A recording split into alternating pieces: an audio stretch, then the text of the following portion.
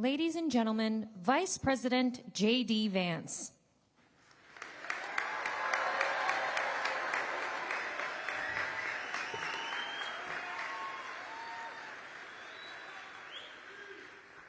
Well, thank you, everyone. Thank you to that incredible choir and band, and thanks to General Kane and Secretary Hegseth for your powerful words.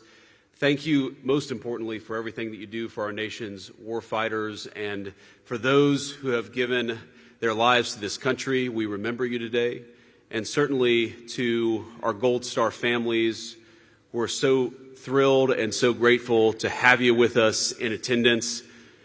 This is a sacred place, an eternal resting spot for our nation's sons and daughters. We gather in solemn commemoration of their sacrifice and the sacrifice made by all those who gave up their lives in service to our beloved country. In 1915, President Woodrow Wilson laid the cornerstone of the memorial amphitheater we gather in today. Now, buried within it was a copper box which contained mementos of profound significance to the amphitheater's designers and to our entire country. There were four things: an American flag, a Bible, a copy of our Declaration of Independence, and a copy of the U.S. Constitution. And the objects they chose to dedicate to posterity, those Americans remind us of the values we hold timeless and dear as a nation and as a people. But those values didn't spring from any stonework or time capsule.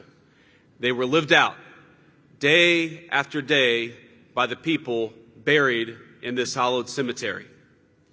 Each life honored here in Arlington was once full of the ordinary moments and quiet dreams, of early sunrises, of good days and bad days, of celebrations and disappointments. They stood not apart from us, but among us. Ordinary men and women who chose to shoulder an impossible burden. And when we consider what they gave to us, it's common, of course, to focus on their deaths, on the courage to give in that moment what very few are willing or able to sacrifice. But the real tragedy of the loss is not in a single moment of suffering, as our Gold Star families know well, but in all the future moments they and their families lost. Every moment between their sacrifice on the battlefield and what would have been a natural death. Because we know they sacrificed not just their physical life, they sacrificed the moments that make that life worthwhile. They sacrificed a child's embrace. They sacrificed walking their daughter down the aisle, of seeing their husband or wife after a big promotion, of sharing a meal with the family at Thanksgiving.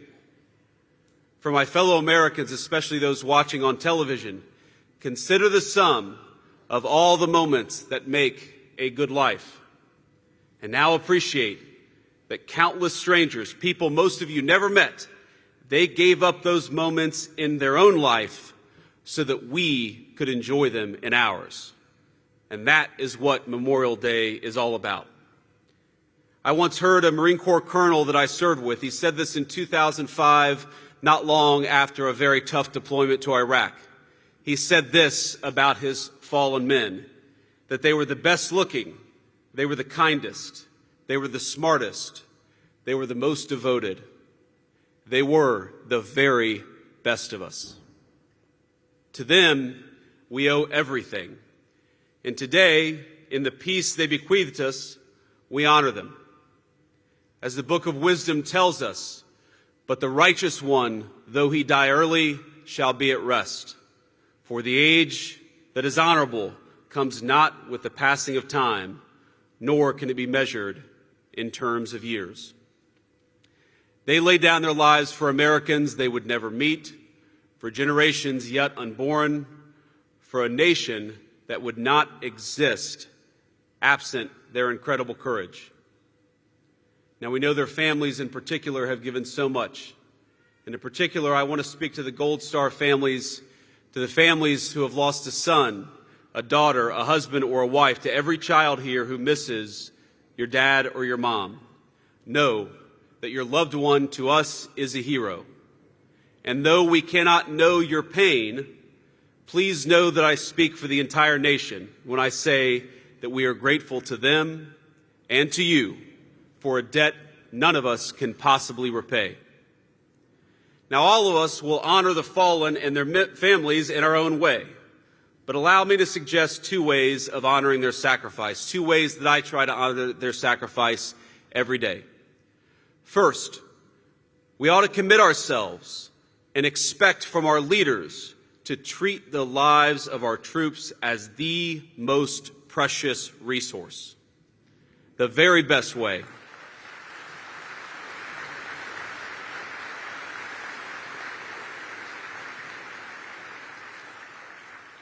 The very best way to honor the fallen is to only ask the next generation to make the ultimate sacrifice when they absolutely must.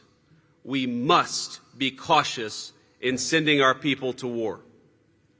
The second way that I try to honor the fallen is to commit ourselves to being worthy of their sacrifice. If you're a husband, be the best husband you can be. If you're a mom, be the best mom that you can be. If you're a citizen, be the very best citizen that you can be. Because together, let us build a better country, a more perfect union, and strive to be the kind of nation worthy of the sacrifice of the people that we honor today. On this Memorial Day, let us remember that we have been given a great gift, often by people none of us ever met.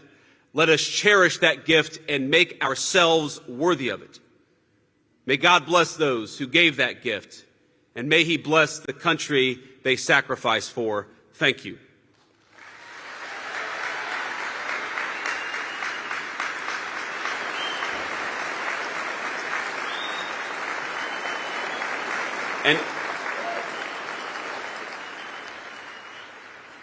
And now, without further ado, let me please introduce your president, the people's president, the president who knows what these men and women, what they sacrificed for, and who honors them every single day in the job that he does, President Trump.